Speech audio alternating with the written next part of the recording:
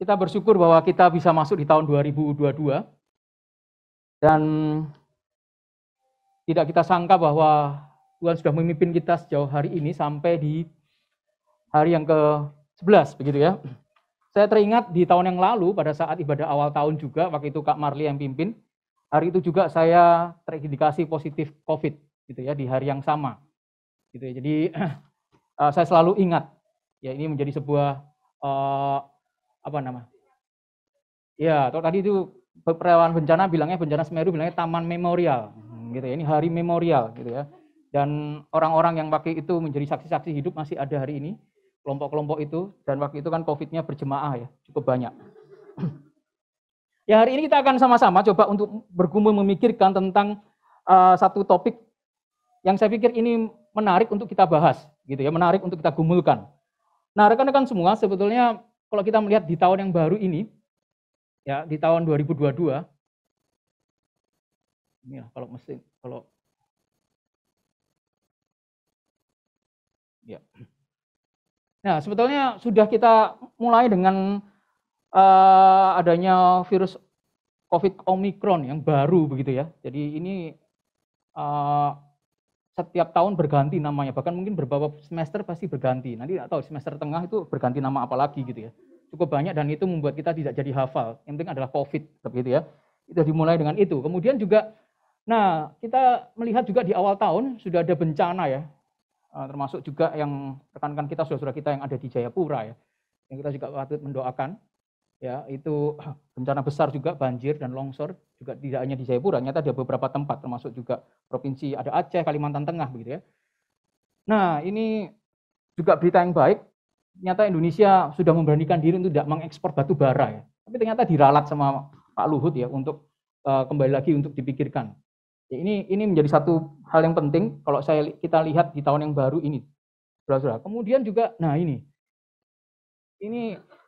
ya kan, ini menghebohkan ya, sampai semua dunia maya itu membicarakan ini gitu ya. Ya, ternyata sekarang juga dia sudah kita bilang bertobat apa gimana ya. Jadi sudah nggak ada lagi bayi-bayi itu, gitu ya. Nah ini yang melegakan kita. Jadi teman-teman yang ada dalam kelompok BPJS gratis itu booster, ya. Katanya pemerintah mulai besok yang salah itu sudah dimulai untuk suntik ini. Nah, teman-teman, sebetulnya kalau kita pikirkan tahun 2022 tahun apakah gitu? Tahun apa ya? Bentar, ini kok. Nah, langsung aja. Tahun politik gitu ya, ada yang bilang gitu. Karena apa ya? Karena sudah akan siap untuk 2024. Teman-teman lihat ya di koran-koran gitu ya, di media online, media cetak itu sudah menontonkan ya tentang calon-calonnya yang ada. Tahun sepak bola ini juga. Jadi jangan khawatir teman-teman, masih ada hiburan meskipun kemarin timnas runner up gitu ya, ada World Cup Qatar. Tahun kebangkitan ekonomi. Kenapa? Karena utang Indonesia ternyata akan dilunasi separuh. Wah, ini dahsyat. Tahu utangnya berapa? Waduh, saya nggak berani ngomong gitu ya, karena defisitnya BPJS juga besar sebetulnya. Itu 6.000 triliun.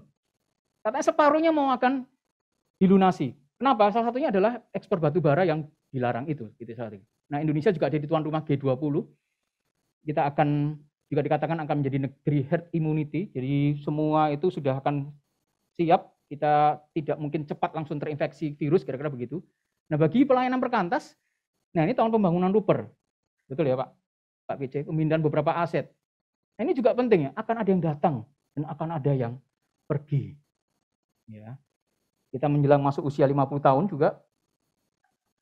Tapi bagi kita, pertanyaan yang kita sebagai orang-orang percaya, tahun ini tahun seperti apa ya? Tahun pertaruhan iman, tahun melihat kesetiaan dan komitmen kita untuk menjadi pengikut Kristus, maka itu akan terjadi. Nah, saya coba memikirkan ya, kenapa kita coba bersama-sama bergumul dengan topik ini, mengapa lelah dan mengapa tetap perlu mengejar. Yang pertama adalah, kita banyak yang kita kerjakan dalam pelayanan ini, nggak habis-habisnya. Tambahan tadi ya, relawan bencana sehingga membuat perkantas harus memikirkan siapa orang yang lumayan untuk bisa ditugaskan sebagai staf ya. Ya, jadi ini mungkin perlu namanya dengan staf bencana Pak ya, staf bencana, tapi ini staf untuk penanggulangan bencana. Ini belum pernah ada ya, belum pernah dikerjakan, tapi kita pikirkan itu. Tapi waktu dikerjakan banyak juga belum kelihatan hasilnya, bahkan tidak terlihat sampai beberapa waktu kemudian. Sehingga kita akhirnya lelah. tapi tetap harus mengejar, gitu. Tetap harus mengupayakan. Nah, mengerjakan apa-apa sendiri ya, tidak ada yang mengerti, tidak ada yang menolong. Saya kok melakukan pelayanan ini kayaknya nggak ada yang mau tahu saya sih Kak, gitu. Saya sudah doakan, saya sharing pada kakak-kakak itu nggak ngerti, nuntut terus pada saya. Gitu. Lelah sekali, lelah gitu. Nggak ada yang mendukung. Tapi tetap harus mengejar, tetap harus mengerjakan itu. Atau kita seringkali memusatkan kepada diri sendiri, sehingga akhirnya juga lelah. Sehingga nggak fokus kepada tujuan itu sendiri. Ya. Atau juga salah cara ya, strategi mengerjakannya. Sehingga itu juga pasti akan membuat lelah. Ya. Harus tahu kondisi dan konteks tentunya. Kenapa pelayanan ini belum dikerjakan seperti ini gitu ya. Tadi Yogi mengatakan bahwa agak beda ya kalau kita menangani bencana gempa, bencana gunung berapi, bencana apalagi ya, tsunami, itu lain-lain. Dan Indonesia kaya sekali dengan bencana, saudara. Membuat kita terus berpikir ya, bergumul, ya, bagaimana menanggulangi itu. Ya. Ya, membuktikan apa yang kita kerjakan hari ini berat, gitu ya. Makanya lelah dan penuh dengan air mata. Ya. Nah, mari saudara-saudara kita akan coba membuka ayat firman Tuhan yang menjadi dasar daripada tema ini, yaitu di Hakim-Hakim pasal 8 ayat 4. Kita akan sama-sama membaca Hakim-Hakim 8 ayat 4. Satu ayat saja ya. Kita baca sama-sama, 1, 2, ya.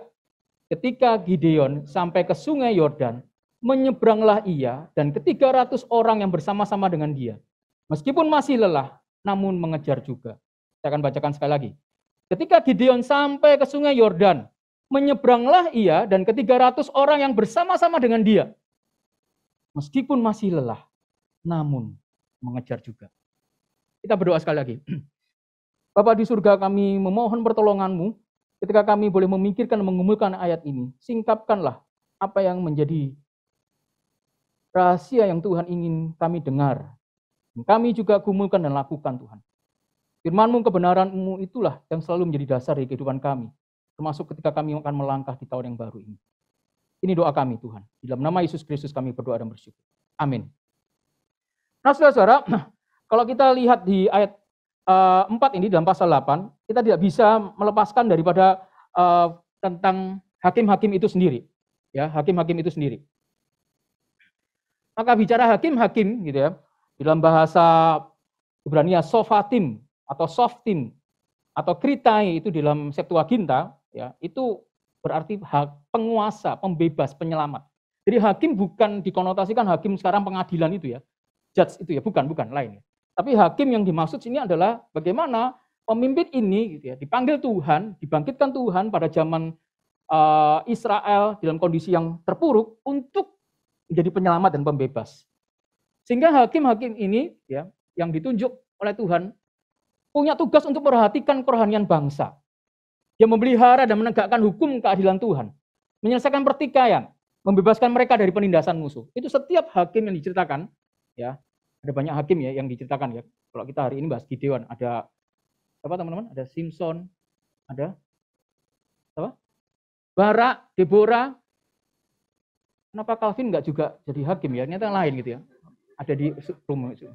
Jadi itu hakim-hakim yang Tuhan hadirkan untuk apa? Untuk satu misi, untuk satu masa tertentu gitu, saudara. Dan kondisinya dalam kondisi yang terpuruk bangsa Israel. Nah ini ayat penting untuk kita melihat ya hakim-hakim itu sendiri di dalam Hakim 2 ayat 16 ya. Ketika Tuhan bangkitkan dan diberikan kuasa kepada hakim ini, maka Tuhan membangkitkan itu menyelamatkan mereka dari tangan perampok. Dalam bahasa yang lain itu bukan hanya perampok ya seperti perampok mencuri barang ya, mencuri benda-benda yang berharga bukan, tapi penindas juga dimaksud di dalam perampok itu, Saudara. Nah, di dalam hakim-hakim ini juga kita sedang melihat ada tindakan Allah gitu ya. Ya. Yang memberikan hukuman kepada bangsa Israel yang tidak setia. Kemudian Tuhan menunjukkan kasih setia dengan membangkitkan hakim-hakim. Jadi tugas yang penting para hakim yang ada di dalam Alkitab ini yang kita lihat adalah supaya dia melanjutkan, supaya dia menyatakan kasih setia Tuhan itu sendiri. Nah ini kalau kita lihat dalam sejarah, Ya, maka kitab Hakim-Hakim ini dimasukkan dalam kitab sejarah, beda dengan raja-raja yang Tuhan hadirkan juga ya di dalam kitab-kitab misalnya kitab raja-raja dan yang sebagainya. Ada berbeda tugasnya. Nah, seorang pakar ya, yang ini adalah pakar sejarah Alkitab mengatakan bahwa selain menunjukkan kasih setia Tuhan, tapi juga menunjukkan anugerah kekudusan dari Allah untuk memelihara Israel. Ya, ini menarik sekali untuk disorot bahwa anugerah kekudusan Tuhan itu dinyatakan. Ya, kendati Israel sendiri banyak pelanggaran. Namun sisi yang lain juga kita melihat ada satu kebutuhan sebuah monarki, jadi sebuah kepemimpinan yang kuat. Karena apa? Karena pada waktu itu setiap orang melakukan apa yang dia anggap benar oleh pandangannya sendiri. Sehingga bangsa itu membutuhkan kepemimpinan seorang raja yang adil. Jadi posisi daripada hakim ini mirip sebetulnya, mirip juga raja begitu ya. Hanya ya dia tidak ditugaskan untuk sebuah teritori gitu ya. Untuk nanti akhirnya mempertahankan wilayah itu. Nah, kalau kita lihat teman-teman juga, pola kitab dari hakim-hakim sendiri adalah ketika Israel melakukan yang jahat dengan beribadah kepada Allah lain, Allah mendatangkan suatu bangsa menindas mereka, kemudian Israel berseru, mengakui kesalahan dan Allah membangkitkan tokoh. Ya, dan akhirnya bangsa asing itu dikalahkan dan amanlah negeri itu. Jadi polanya begini, jadi waktu Israel melakukan yang jahat, gitu ya, dengan beribadah kepada Allah lain, kemudian Allah mendatangkan sebuah malapetaka, yaitu menghadirkan sebuah bangsa untuk menindas mereka. Kemudian bangsa Israel sadar bahwa, aduh, ternyata aku melakukan kesalahan. Kita semua melakukan kesalahan. Sehingga dia berespon, berseru kepada Tuhan, minta tolong. Dengan mengakui kesalahannya.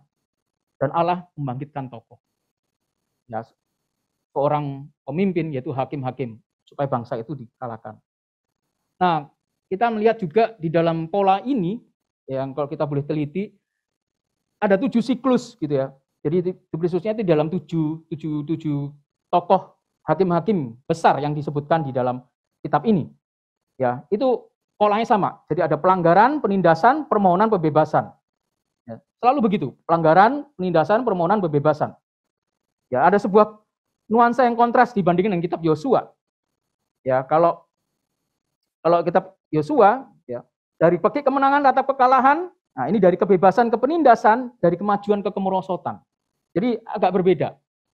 Tapi menariknya bahwa di dalam kitab ini menjadi berurutan ya, setelah Yosua masuk ke hakim-hakim.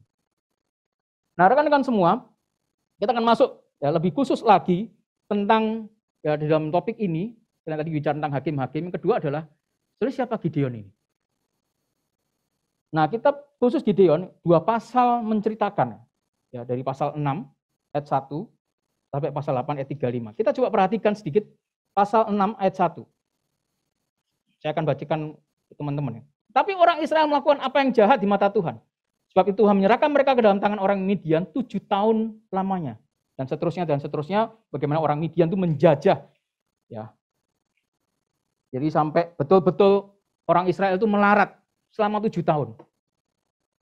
Jadi kalau melarat itu oleh karena kesulitan ekonomi, karena krisis ya, itu mungkin masih mending. Tapi karena melarat karena dijajah bangsa lain. Nah, ini sungguh penderitaan yang amat sangat. Ketika bangsa Israel dijajah orang Midian, mereka baru sadar bahwa selama ini mereka sudah berbuat salah. Mereka melakukan apa yang jahat di mata Tuhan. Nah, ini saya katakan tadi siklusnya seperti itu ya. Jadi siklusnya adalah ketika mereka melakukan yang jahat, ya, mereka beribadah kepada yang lain, kemudian Allah datangkan satu bangsa. Kemudian mereka baru berseru. Kira-kira ya kalau pola seperti ini dalam kehidupan iman Kristen ya, kita sebagai orang percaya dan orang-orang yang dimuridkan, capek enggak ya? Capek sekali loh. Ya, berbuat dosa, kemudian ada hukuman, datang entah apapun itu ya, kita nggak tahu. Ya, masing-masing pribadi bisa berbeda. Kemudian kita berseru pada Tuhan minta tolong, kemudian Tuhan bebaskan gitu. Kita begitu lagi. Betul-betul lelah sekali. Nah, orang Israel berseru minta tolong. Ya, kemudian Tuhan mengingatkan bagaimana bahwa Tuhan itu adalah Tuhan yang tidak pernah ingkar janji. Dia mengingatkan bahwa mereka pernah dibawa keluar dari rumah perbudakan dan memberikan kepada mereka untuk supaya perintah tidak menyembah lagi Allah orang Amori. Itu ada di dalam teks berikutnya, di dalam pasal 6 ayat 10. Jadi bangsa Israel betul-betul di dalam kondisi yang sangat parah karena dijajah. Kemudian mereka akhirnya juga sangat miskin, melarat selama 7 tahun. Bahkan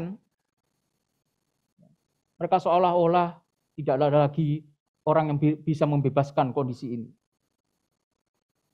Nah, pertanyaan kepada Tuhan, ya, jika Tuhan menyertai kami, tetapi mengapa semua ini menimpa kami? Jika Tuhan menyertai kami, mengapa ini semua menimpa kami? Ayat ini ada di dalam pasal 6, ya, tentang bagaimana pertanyaan orang Israel dan khususnya Gideon ketika melihat bahwa Tuhan akan menyelamatkan bangsa Israel. Nah, saudara-saudaraku yang kasih dalam Tuhan, ketika kita melihat dalam bagian yang pertama ini, ya, apa sih yang kita bisa pelajari? Gitu ya? Bagian pertama, tidak mungkin dosa, kejahatan, perbuatan melampaui perintah Tuhan itu akan mendapatkan berkat, keselamatan daripada Tuhan. Itu tidak mungkin. Hukuman Tuhan selama 7 tahun yang menimpa orang Israel itu disebabkan kejahatan dilakukan oleh orang Israel. Maka Tuhan meminta untuk bertobat dan tinggalkan dosa.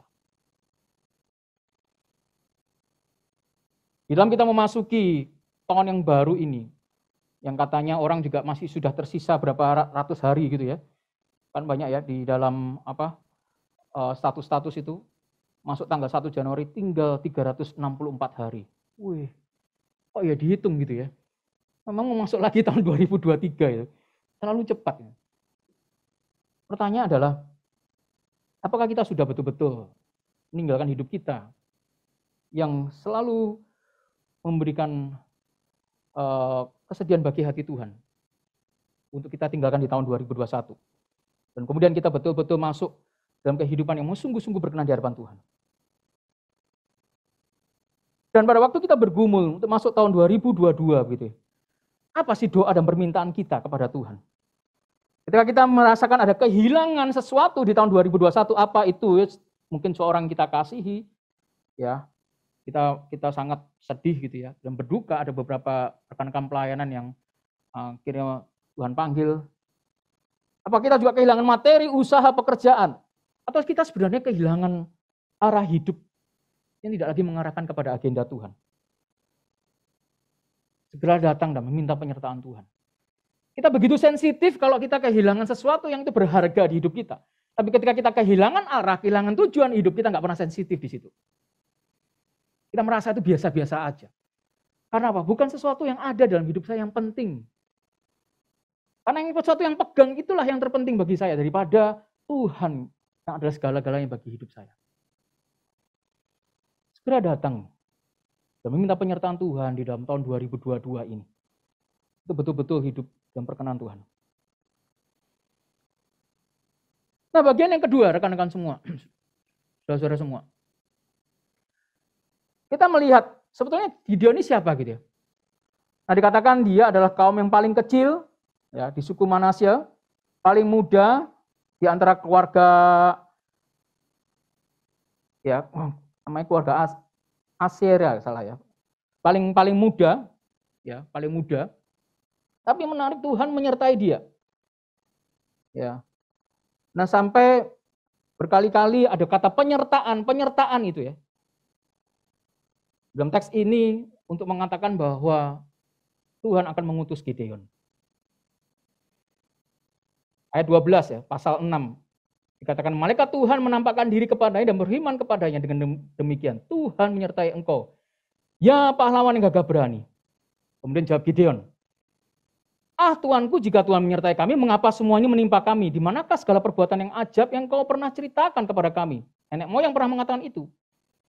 Bukankah Tuhan telah menuntun kita dari Mesir?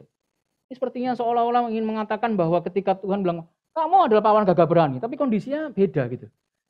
Kondisi terjadi dalam keadaan terpuruk, terjajah oleh bangsa Midian.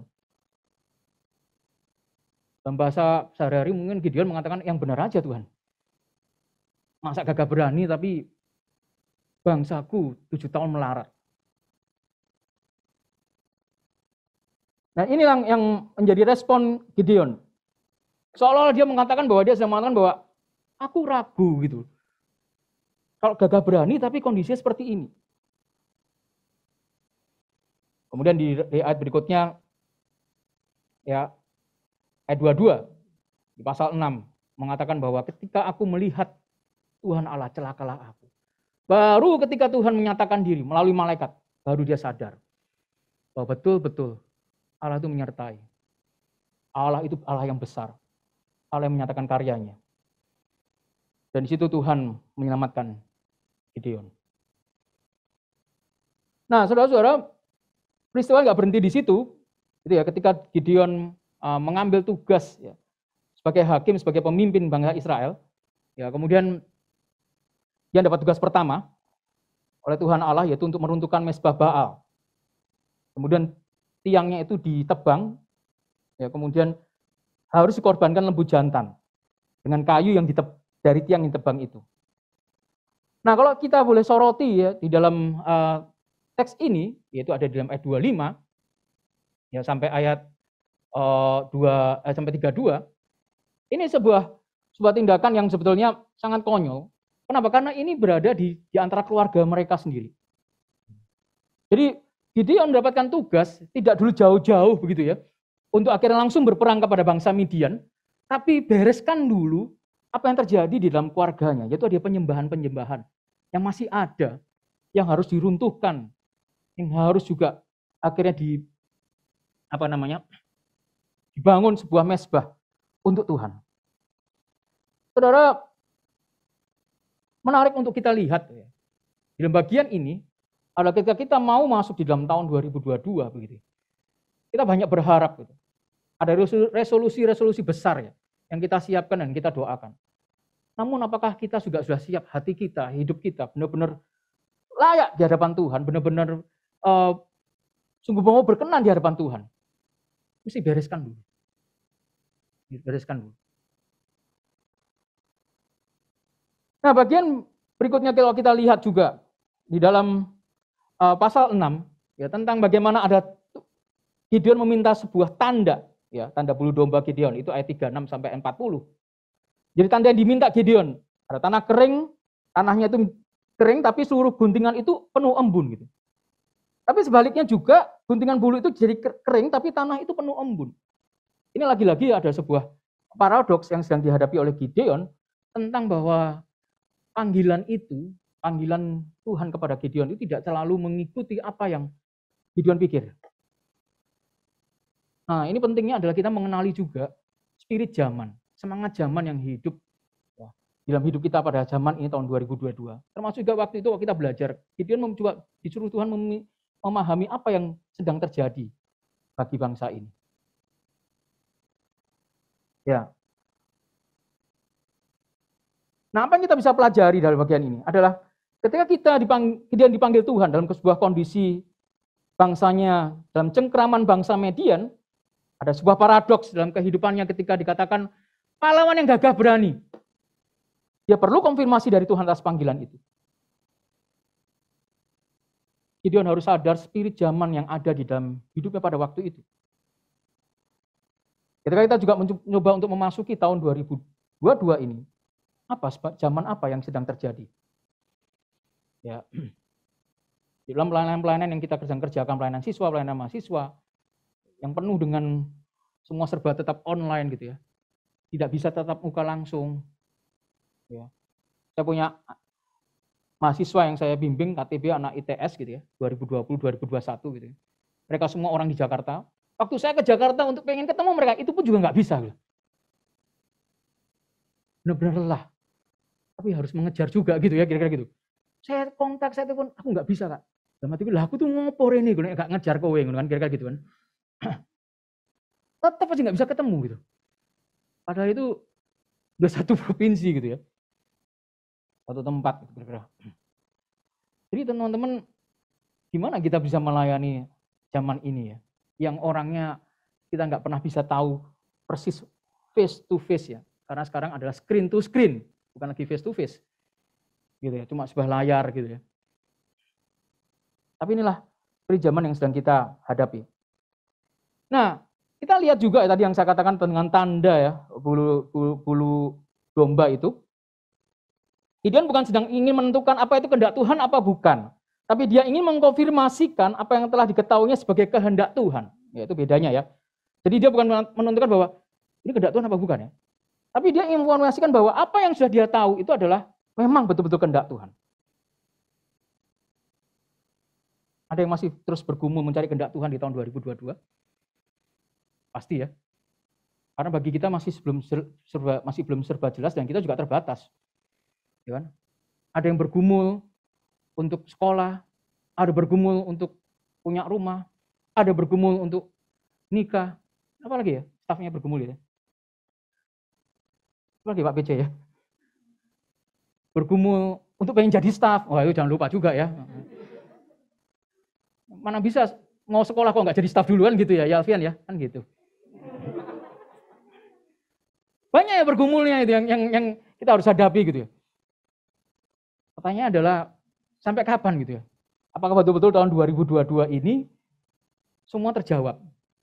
Semua terkonfirmasi bahwa memang Tuhan kehendaki gitu.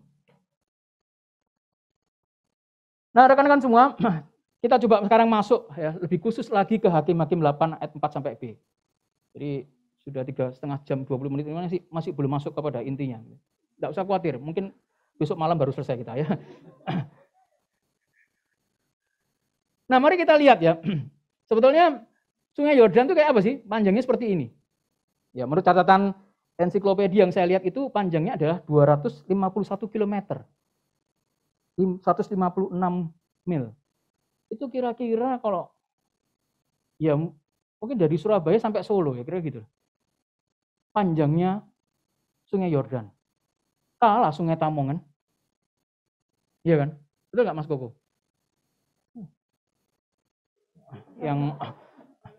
Yang sering ke sana gitu kan. Naik apa tuh namanya? Klotok itu kan. 2 jam perjalanan gitu. Sekarang kayaknya sudah nggak ada lewat laut gitu ya. Semua lewat darat ya. Ya maksudnya tuh lewat air. Jadi aku bilang apa? Lewat sungai ya. Lewat sungai gitu ya. Ya maksudnya lewat air bukan laut. Nah ini panjang sekali ya. Panjang sekali gitu. Nah, kalau kita coba sedikit explore ya teman-teman ya. Dikatakan ketika Gideon sampai ke Sungai Yordan ya. Maka Sungai Yordan itu adalah artinya turun atau menuruni atau menuju ke arah bawah. Jadi ini kelihatan lurus-lurus gini itu ada naik gitu sampai turun sampai turun bawah gitu. Luar biasa capeknya sih. Ya kan? Nah, ini datanya. Panjang sungainya itu 251 km.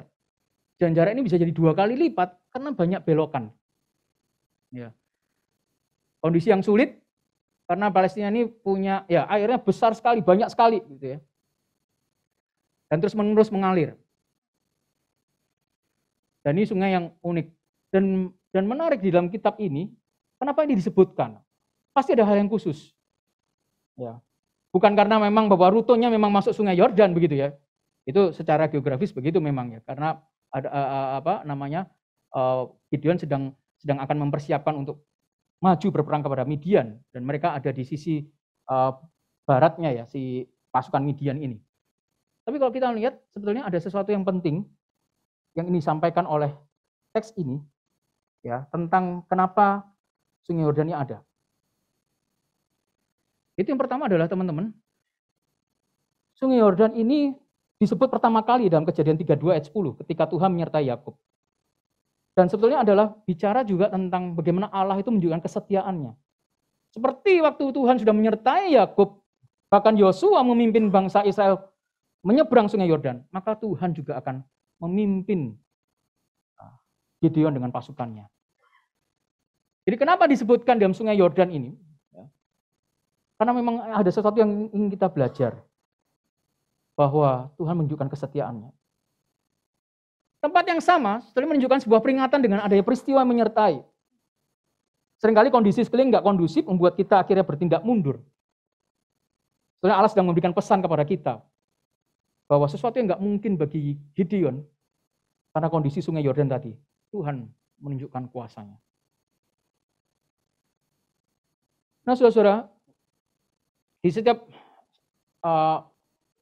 waktu ya, baik itu perjalanan pelayanan kita, ya, sebagai staf, sebagai pengurus, atau perjalanan secara kita sebagai orang Kristen, Tuhan banyak memberikan pesan.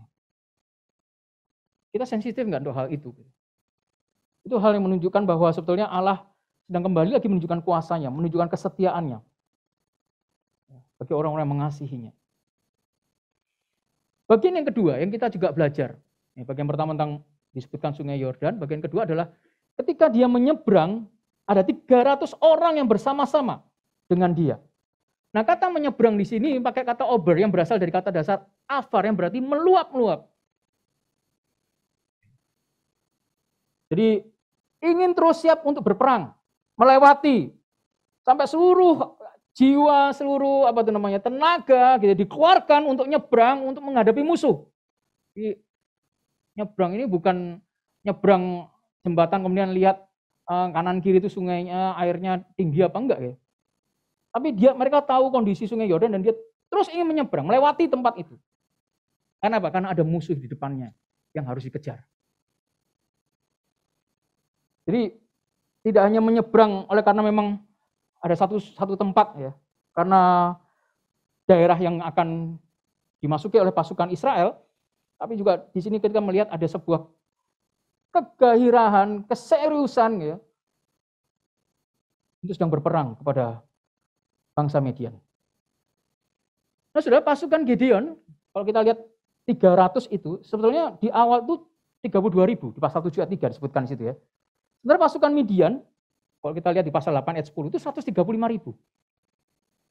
Kalau kita melihat jumlah ini kira-kira kita sudah keder bukan ya? Keder kan? Iyalah. Karena kita selalu melihat jumlah. Apalagi jumlahnya banyak, jumlahnya sedikit. Iya kan? Saya teringat kemarin waktu bulan Desember, sudah kayak bahwa ini nggak mungkin di leg kedua tuh kita bisa menang. Ini kira-kira ilustrasinya seperti itu ya. Tapi kita tetap bisa tetap terus berjuang. Saya nggak tahu Sinteyong mungkin sempat baca Hakim-Hakim 8 ayat 4b mungkin ya. Meski lelah namun mengejar juga gitu ya. Nah, saudara, perhatikan di sini. Pasukannya pertama 32.000, kemudian Tuhan bilang, yang takut dan gentar pulang aja. Di pasal 7 ayat 5 ya. Jadi tinggal berapa? 10.000. Gitu ya. Saya bersyukur bahwa relawan kemarin Semeru nggak takut gitu ya. Maju gitu. Ada erupsi, ya sudah, gitu kan. Namanya aja erupsi Merapi, erupsi Semeru kan. Kalau bukan erupsi ngapain kita ke sana? Memang kita jalan-jalan. Gitu ya. Ya Alfian ya. Gitu. Akhirnya apa? Kita 10.000 terlalu banyak masih. Tuhan kasih seleksi lagi. Karena apa? Tinggal 300, 9.700 dipulangkan. Yang dipulangkan banyak loh. Ini pasukan-pasukan nggak becus apa ya gitu ya. Nah, sudah perhatikan ya, nanti kalau kita lihat di rumah ya, kenapa, apa sih yang diminta Tuhan ya? Yang seleksi itu, seleksinya seleksi apa sih? Sehingga akhirnya hanya 300. Itu cara minum di danau itu loh. Ya kan? Ada yang berlutut, ada yang pakai tangan, seperti lidah dengan lidah anjing itu, gitu ya kira-kira gitu ya. Untung saya pakai masker nggak kelihatan kan, gitulah gitu ya. Artinya apa teman-teman? Di dalam menghadapi musuh ini kewaspadaan itu diperlukan. Gitu kan? Nggak ada pada waktu kita dalam keadaan berperang gitu ya, kita masih santai-santai gitu. Ambil airnya dengan lutut gitu ya, kemudian pelan-pelan gitu ya, tempat selfie gitu ya kira-kira gitu. Habisin sama musuh gitu ya. Jadi benar-benar harus siap. Dan ternyata tinggal 300. Sementara pasukan yang musuhnya ada 135.000. Ini seperberapa ya? Terus, embuh gitu ya, gak masuk hitungan lah. Sembuh lah Tuhan gitu ya, kira-kira. Wes lah pokoknya 300. Nah teman-teman, ini catatan yang menarik ya. Kenapa disebutkan di Daya 4 ini tentang jumlah ini? Nah, mari kita lihat ya. Apa yang kita bisa pelajari? Yang pertama adalah penyeberangan Sungai Yordan adalah sebuah resiko besar. karena kondisi geografis dan ada musuh yang besar di depannya. Kita sudah perhitungkan belum gitu, tentang apa yang kita punya, kekuatan apa yang kita punya untuk berani menghadapi tahun 2022 ini. Kita mesti perhitungkan itu.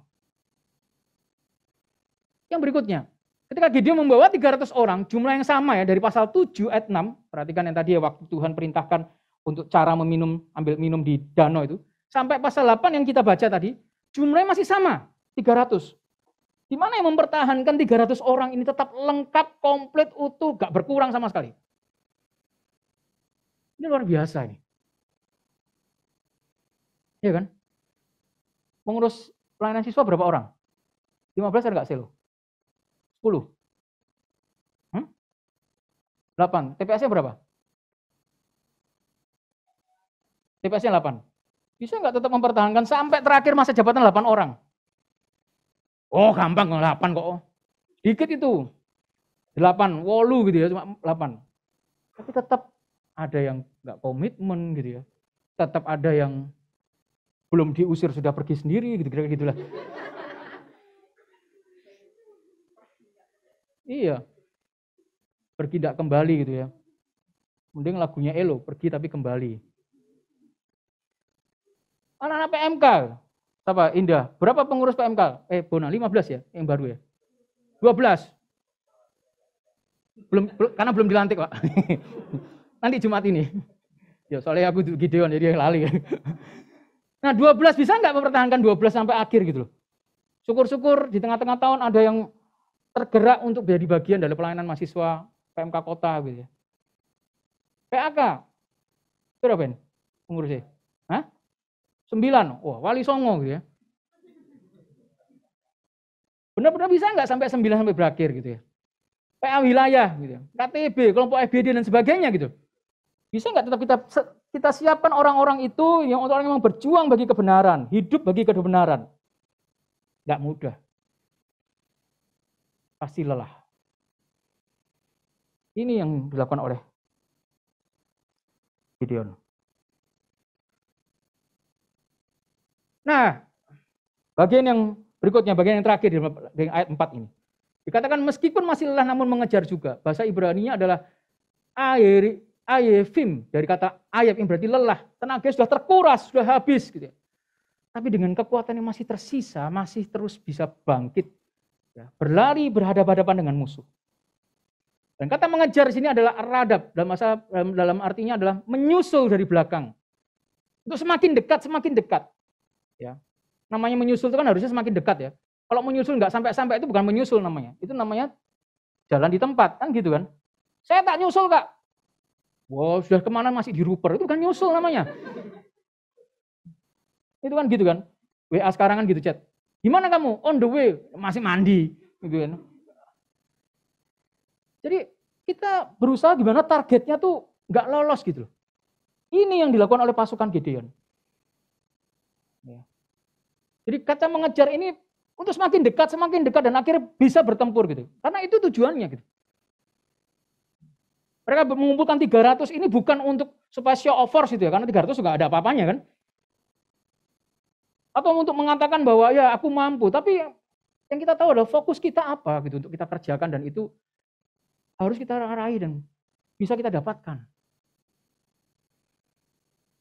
Nah, mengapa lelah? Nah, ini kalau kita lihat secara khusus gitu ya di pasal 8 ayat 1 sampai 3 di atasnya ya.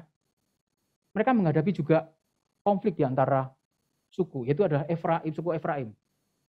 Ya, suku Efraim, Pak. Saya nggak bilang Efraim, suku Efraim gitu ya. Yang tidak dilibatkan dalam peperangan gitu. Kemudian juga di ayat 5 pasalnya 8 nyata juga dia dapat dukungan dari orang-orang Sukot, Nuel gitu ya untuk bisa memberikan roti, memberikan bekal. Saudara, siapa di dalam 2022 ini nggak ada dukungan sama sekali ya. Pelayanan bahkan ya staf pun gitu bergumul untuk tidak ada lagi HR misalnya yang tetap atau mungkin lama begitu ya. Masih nggak kita berjuang melayani? Amin. Wah, sedikit aja ya. yang staf muda, aduh, gimana Kak ya? Cicilan akeh gitu ya. Salah dewe cicilan gitu. Nah, apa yang kita pelajari? Apa yang pelayanan yang kita kerjakan ini yang membuat kita lelah, membuat kita putus asa? Kalau kita pernah refleksikan nggak itu? Pernah kita lihat koreksi nggak? Dan bagaimana kita mengatasinya? Kalau kita mengukur perjalanan kita, ya, yang melelahkan itu, apa yang membuat habis tenaga kita? Tapi apa juga yang membuat kita masih bisa bertahan dan mengejar? Apakah itu visi, kehendak Tuhan? Orang-orang kita layani. Saudara, waktu kecil kami itu suka perjalanan mobil dari Surabaya ke Jogja gitu ya. Waktu itu belum ada jalan tol, jalan masih gelap ya. Itu perjalanan kira-kira kalau dengan mobil 8 jam, itu paling cepat. Ya, jalannya masih sempit gitu ya. Nah, saya waktu masih kecil selalu tanya sama papa mama saya, ini sampainya kapan? Gitu kan gitu. Oh, masih jauh gitu. Kok diceritani sampai mana-mana juga nggak ngerti kan. Tanya lagi, sampai kapan? Sampainya jam berapa? Oh, masih jauh gitu. Sampai akhirnya saya juga capek tanya, akhirnya tidur dan orang tua saya puji Tuhan turu akhirnya kan ngono kan. Karena apa, Saudara? Ini melelahkan memang. Untuk tanya aja juga nggak punya kekuatan gitu ya. Jadi apa yang membuat kita tak bertahan? Nah, sisa Gideon meskipun lelah menyeberang sungai Yordan, hanya 300 orang yang ikut ya, berperang. Memberikan gambaran besar bahwa Tuhan yang bekerja di balik semua perjalanan hidup itu. Akhirnya mereka bisa juga menyelesaikan. Dan pelajaran akhir yang kita lihat bahwa bangsa Midian dikalahkan. Raja-raja dibunuh. Dan seluruh pasukan juga dikalahkan. Negeri ini aman selama 4 tahun. Puji Tuhan. Dalam pasal 8 ayat 28. Namun saudara, ini berbeda kisahnya dengan si Gideon. Keadaan bangsa Israel bisa aman selama 40 tahun, bangsa Midian dikalahkan, tidak ada lagi yang menjajah. Tapi apa yang terjadi dalam Gideon? Hidupnya mendapatkan jerat. Waktu dia membuat effort yang harusnya bukan yang pantas untuk dia dapatkan, ya, dia bersama-sama orang Israel menyembah effort itu. Dan ternyata setelah kematian Gideon, orang Israel berlaku lagi serong, tidak ingat lagi kepada Tuhan, membuat dan mengikut Baal. Ini yang terjadi, saudara, di pasal 8 ayat yang terakhir. Maka dalam pergumulan kita, ya, waktu kita sedang mengarungi hidup di tahun 2022, apa yang kita mau siapkan, apa yang kita harus miliki? Pertama adalah tetap menjaga kesucian. Belajar firman Tuhan baik-baik dengan mengerti kebenaran yang mutlak, bijaksana dalam aspek integratif. Jadi tidak cuma kita tahu ayat firman Tuhan, kita bahkan hafalkan gitu ya, kita sering membaca, tapi bagaimana itu ada sebuah keterkaitan dalam hidup kita sehari-hari. Apapun itu tugas kita, pekerjaan kita, usaha kita gitu. Jadi firman Tuhan tidak hanya menjadi sebuah firman yang tertulis dalam Alkitab yang kita percaya itu adalah firman yang mutlak, tapi firman yang hidup, yang bekerja dalam hidup kita. Yang kedua, menangkap kairos Tuhan dalam setiap kesempatan yang diberikan. Sehingga kita menjadi bagian dari rencana agung Tuhan. Mengerjakan bagian yang dipercayakan. Banyak hal yang kita bisa kerjakan di tahun ini gitu. Karena ya kita nggak minta apapun, tetap pekerjaan sehari-hari gitu ya. Entah itu staf, entah itu alumni yang bekerja gitu ya. Atau mahasiswa yang juga masih melakukan studi. Ya, tetap ada ya tugas sehari-hari yang kita lakukan. Ya. Kita mungkin nggak pernah minta sama Tuhan ya. Atau kita tanya kepada kakak senior kita, kakak KTB kita, ada lagi nggak kita kerjakan? Tetap kita masih pasti dapat kerjaan, ya. Dapat sesuatu tugas yang kita harus kerjakan. Namun pertanyaan adalah apakah itu kesempatan yang memang Tuhan kasih? Itu adalah kairos Tuhan apa tidak? Ya kan? Tadi di doa pagi, doa staf ya, sudah banyak kayak kegiatan regional, kegiatan internasional, kegiatan nasional gitu ya. Kegiatan apa lagi ya? Belum kegiatan diri sendiri gitu ya. Kegiatan yang komponen lokal gitu. Banyak sekali. Tapi kita berpikir adalah, ini kita mau capai semua nggak ya kira-kira? Apa kita mau laksanakan semua ya? Atau kita mau ikuti semua nggak ya? Tetap melihat bagaimana kairos Tuhan itu dalam setiap kesempatan yang Tuhan berikan. Nah yang terakhir adalah fighting spirit yang tidak mudah menyerah dan tidak cepat puas diri. Dan memiliki jiwa demanding, jiwa menuntut. Jadi untuk selalu memberikan yang terbaik. Saudara, ini hal yang tidak biasa ya di dalam budaya kita, orang-orang Indonesia ya. Artinya adalah kata misalnya rilon, rimo, legowo gitu ya. Itu tidak cocok dengan ini soalnya. Ya kan? Tapi ini spirit Kristen yang sebetulnya digulirkan dari zaman reformasi. Ya, memberikan yang terbaik. Bahwa apa yang dia kerjakan itu adalah untuk Tuhan. Ya, bukan untuk diri sendiri. Apa yang aku berikan itu bukan untuk manusia, tapi untuk Tuhan. Makanya kalau kita lihat ya apa yang dikerjakan oleh orang-orang Indonesia ini contoh ya. Ada yang sedang bangun rumah gitu kan, kira-kira kan.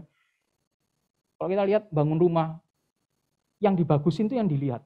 Wih, catnya indah, bersih, apa tegelnya bagus gitu. Yang lihat, yang dilihat itu bagusin.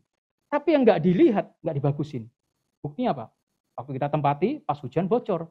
Kenapa? Orang berpikir adalah tukang itu, nggak mungkin lah yang punya rumah itu naik-naik ke atas kan gitu kan. Jadi biasa-biasa aja. Tapi saudara, satu hal yang penting ya, yang kita bisa belajar dari orang-orang yang dipengaruhi kekristenan. Waktu dia bangun rumah gitu ya, ya bukan saja yang dilihat orang ini dibagusin, tapi yang di atas yang nggak dilihat manusia, tapi dilihat Tuhan, dia harus juga lebih bagus. Apa pasti memberikan yang terbaik? Kualitasnya beda pasti. Ya. Untuk memberikan yang terbaik. Saya kadang juga merasa, bukannya merasa ya, tapi betul-betul mohon pengampunan Tuhan. Apa yang saya lakukan belum yang terbaik. Belum yang terbaik. Saya tahu bahwa banyak tuntutan yang harus dikerjakan. Tapi kadang saya mengolah hati itu ya, mengolah pikiran, itu juga sudah menguras energi gitu.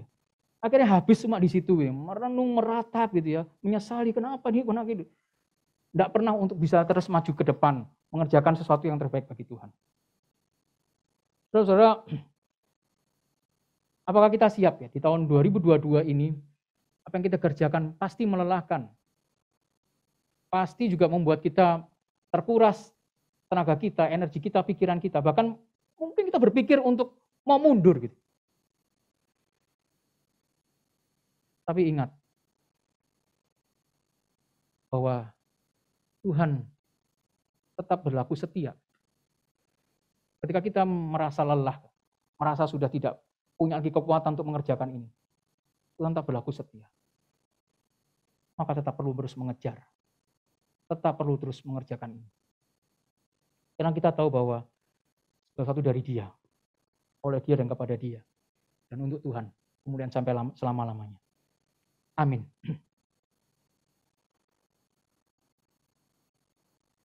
Mari kita mengambil waktu sejenak untuk kita bergumul di dalam hidup kita. Dalam panggilan kita masing-masing. Kiranya Tuhan menolong kita. Melihat diri kita sekali lagi di hadapan-Nya. Adakah hal-hal yang sudah kita bereskan dan harusnya kita tinggalkan di tahun yang lalu?